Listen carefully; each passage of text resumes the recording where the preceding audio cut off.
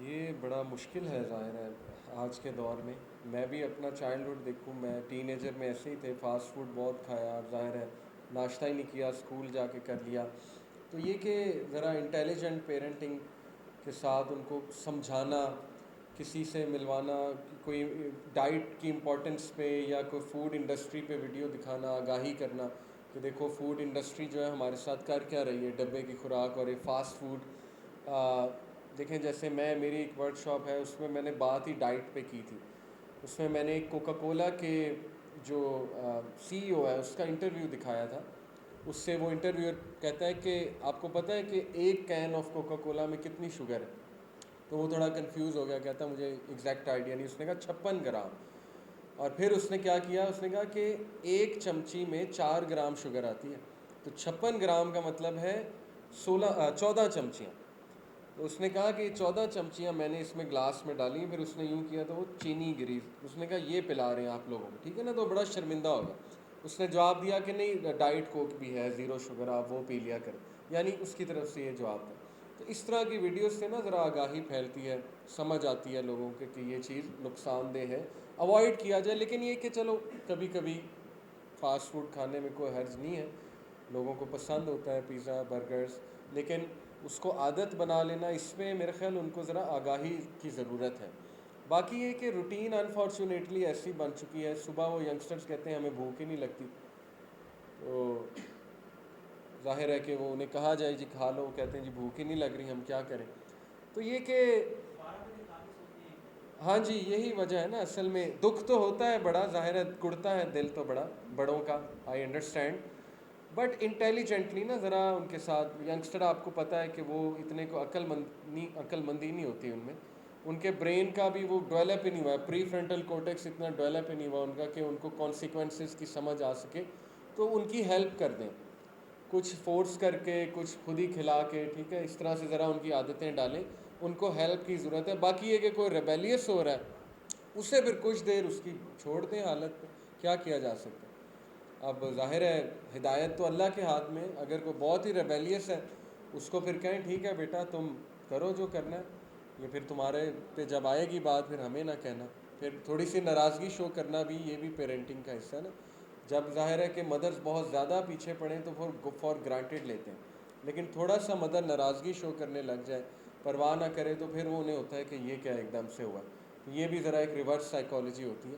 بہرحال ہر case to case depend کرتا ہے کہ معاملہ کتنا جو ہے وہ خراب ہے. یہ ایکچولی پیرنٹنگ کا سوال ہے جو آپ نے کیا نا، اس میں پیرنٹنگ زیادہ ریلیونٹ ہے میرے نزدیک. وہ طریقے جو ہے نا ہمیں سیکھنے چاہیے ٹین ایجرز کے ساتھ ڈیل کرنے کے. ٹین ایجرز کی نیچر پڑھنی چاہیے، ان کے مزاج پڑھنا چاہیے کہ کیسے انہیں جو ہے وہ سمجھایا چاہیے. ظاہر ہے آپ کی بات وہ نہیں سنیں گے اتنی، ماں باپ کو ٹین ایجر کچھ نہیں سمجھتا، کوئی خاص نہیں سمجھتا، اللہ یہ کہ کسی کی بہت اچھی تربیت ہوئی ہو.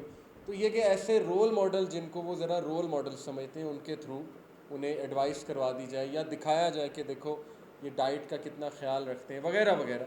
تو اٹس اے کمپلیٹ کمپین. اور اسکولز کو ریکویسٹ کریں جہاں آپ کے ٹین ایجرز پڑھتے ہیں کہ وہاں یہ آگاہی پھیلائیں، اسمبلیز میں ڈائٹ پہ بات کیا کریں، ینگسٹرز کو انکریج کیا کریں. میں ایک اسلامک اسکول کا حصہ تھا، ابھی ریسنٹلی میں نے چھوڑ دیا، ابھی میں ذرا ادھر آ گیا ہوں فل ٹائم وائی سی میں. تو ہمارے جو ڈائریکٹر تھے وہ پاکستان ایئر فورس ریٹائرڈ تھے، اور داڑھی تو نہیں تھی ان کی، لیکن ماشاء اللہ he was a man of vision. Trip لے جاتے تھے وہ خود بچوں کا، اور یو وانٹ بلیو کہ بچوں کو وہ ہوم میڈ فوڈ کھلاتے تھے خود گھر سے بنا کے. یعنی اس لیول کی ان کی سنسیریٹی تھی.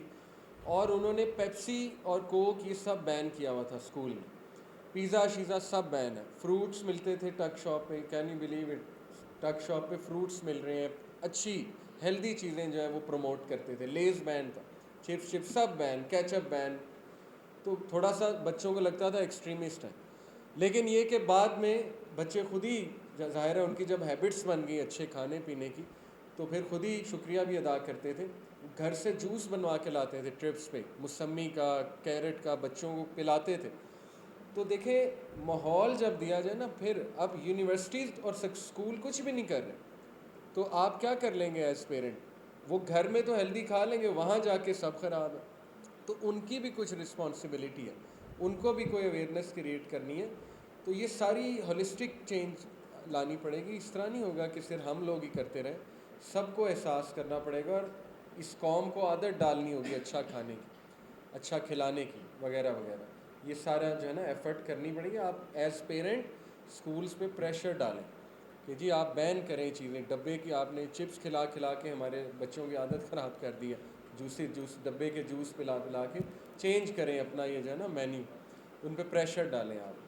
ٹھیک ہے جی, جزاک اللہ خیر. جی میرا سوال جو ہے وہ سیرا سے ریلیٹڈ ہے کہ ہمارا جو ایجوکیشن سسٹم ہے اس میں سیرا کے لیے اسپیشلی جو ہے باقی بھی چیزیں ہیں لیکن سیرا کے ہمارے خلاف ہوتے کوئی خاص جو ہے وہ سسٹم نہیں ہے کہ جس میں بچوں کو سیرا سکھائی جائے.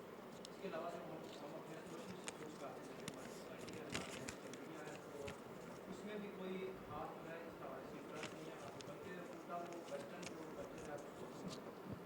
جیسے ہمارا سلیبس میں انگلش کا ہے, اس پہ وہ مسٹر چپس کی تو تقریباً کوئی اتنے لمبے چیپٹر اس میں شامل کیے ہوتے ہیں. تو ایسا کیا سوچنا ہے آپ کی نظر میں کہ ہمارے بچے انٹرسٹ کے ساتھ جو ہے وہ سیرا لرن کرنے کی طرف آ سکیں؟ یہ تو بڑا سوچنا پڑے گا. ماشاء اللہ بڑا اچھا سوال ہے, اور ایسے سوالات بہت کرنے چاہیے آپ کو, اور یہ ڈسکشنز ہونی چاہیے. ایک تو دیکھیں یہ چینجز نا آتی ہیں گورنمنٹ لیول سے, ان پہ بہت بڑی ذمہ داری ہوتی ہے گورنمنٹ پہ. ان کو احساس دلانا, ہمارے علماء کرام کو چاہیے کہ نمبر ون اس ایشو کو ریز کریں.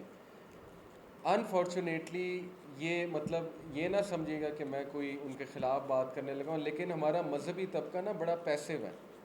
پیسو سے مراد ہے بہت چھپ چھپ کے رہنے والا, یعنی ایکٹیو دعویٰ نہیں ہے. جیسے بلال فلپس کی میں آپ کو مثال دوں, ڈاکٹر بلال فلپس, ابو امینا بلال فلپس, ان کی یونیورسٹی بھی آئی ہوئی شاید آپ کو پتہ, آن لائن یونیورسٹی ہے.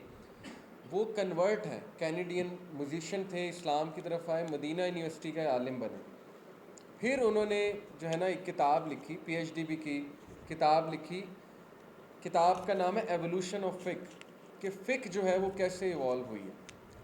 وہ کتاب انہوں نے انگلش میں لکھی ظاہر ہے, تو انہوں نے وہ پڑھنے کے لیے کس کو دی, ایک پاکستانی پروفیسر انگلش ڈپارٹمنٹ کا, جو بالکل نان پریکٹسنگ تھا, جس کا دین سے کوئی تعلق نہیں تھا, لبرل مائنڈیڈ. ان کو گفٹ کی اور ریکویسٹ کیا کہ جی نظر ثانی فرمائیں, آپ کی ماشاءاللہ انگلش بہت اچھی ہے, اس کو پڑھیں تو مجھے بتائیں. یہ بھی دعوت کا انداز ہے, آپ سمجھ رہے. کیا ہم اپنی اس طرح کی کتابیں لے جاتے ہیں لبرل طبقے کے بعد؟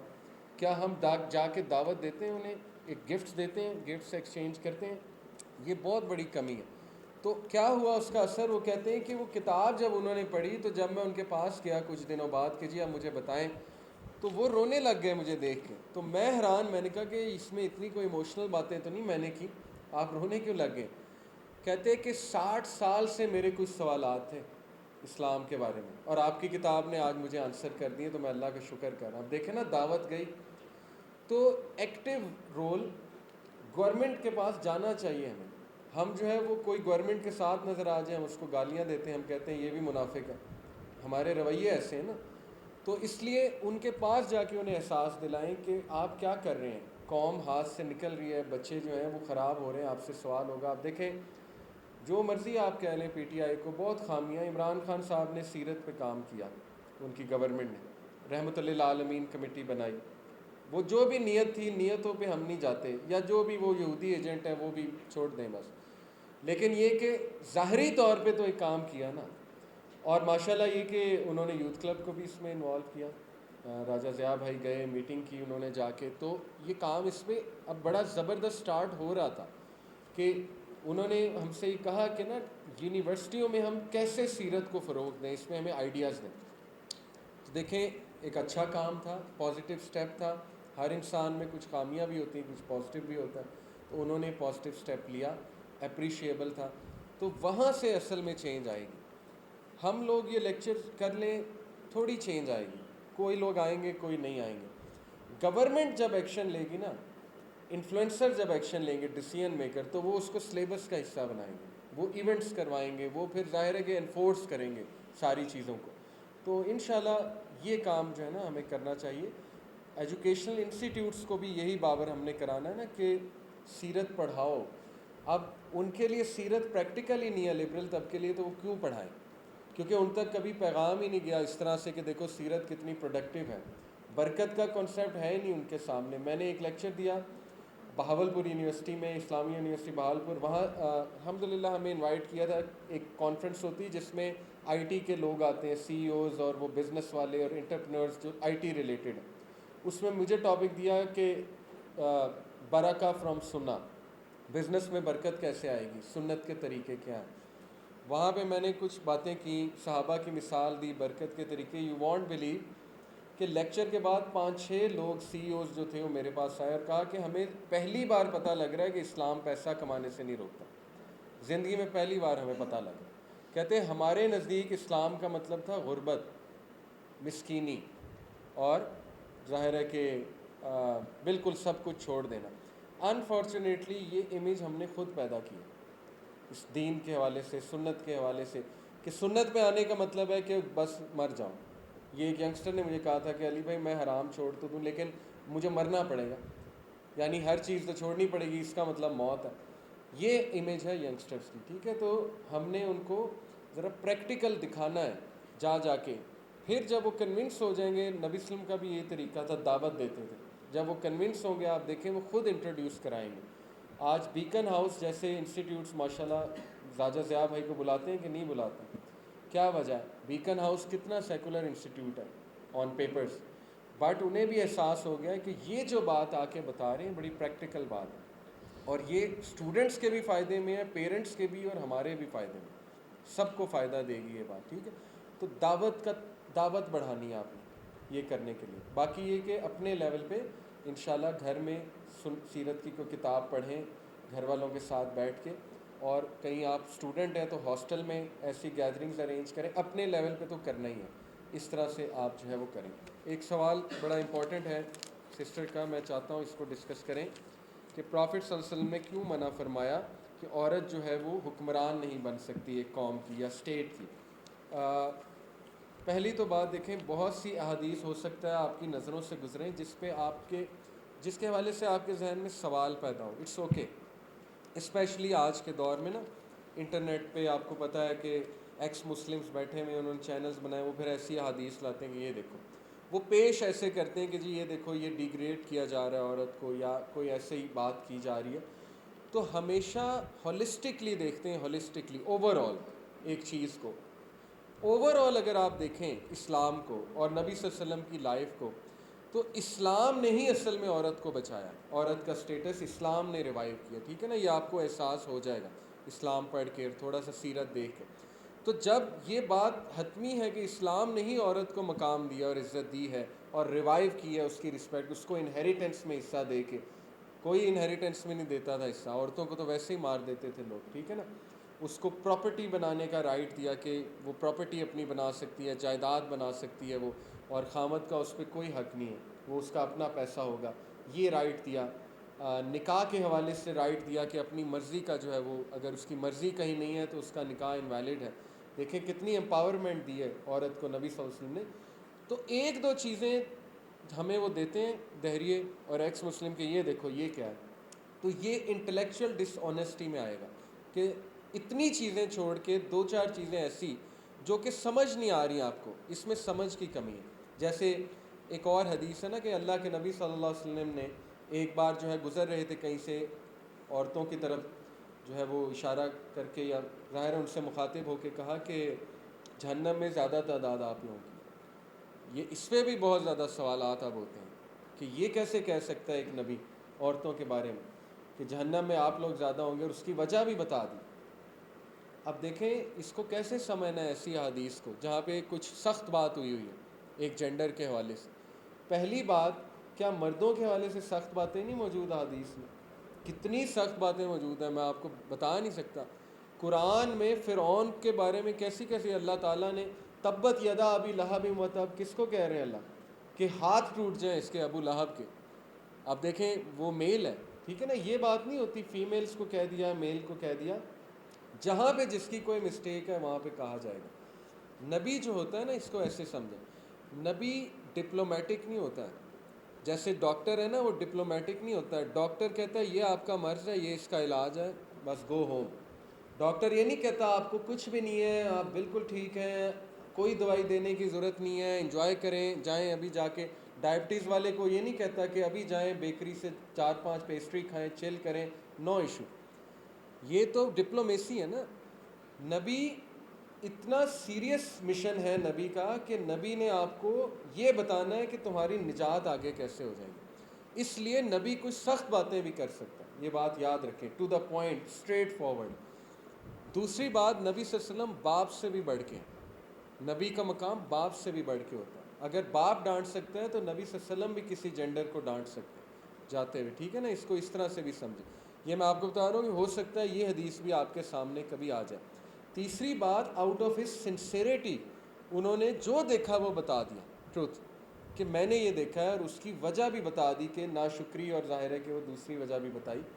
تو یہ کریکشن کرنی چاہیے، بجائے کہ یہ سوچنے کے کہ یہ کیوں کہہ دیا انہوں نے، ہمیں کریکشن کرنی چاہیے، ٹھیک ہے نا.